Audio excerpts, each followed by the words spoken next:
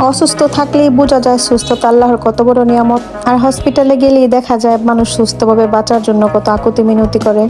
আর কেউ কেউ তো নিজের সুস্থ সুন্দর জীবনটাকে ইচ্ছে করে শেষ করে দেয়। হ্যালো ভিউয়ান, আসসালামু আলাইকুম, welcome our new blog. I hope সবাই ভালো আছেন। গতকাল গিয়েছিলাম ডাক্তার দেখাতে, তো ডাক্তার আসতে দেরি হওয়াতে ভাবলাম একটু কেনাকাটা করে আসি। চলে গেলাম আড়ং-এ। আর আড়ং-এর হেয়ার অয়েল, হেয়ার প্যাক গুলো আমার খুবই পছন্দের। তো হেয়ার অয়েল, হেয়ার প্যাক কিনা শেষ করে নিয়ে নিলাম দুইটা ড্রেস। কেনাকাটা শেষ করে ডাক্তার দেখিয়ে বাসায় ফিরতে ফিরতে রাত প্রায় 12টা। তো প্রচন্ড ক্ষুধা লেগে গিয়েছিল, তাই সাইনবোর্ড এসে গাড়ি থামিয়ে চলে গিয়েছিলাম গ্র্যান্ড চাঁদনি রেস্টুরেন্টে।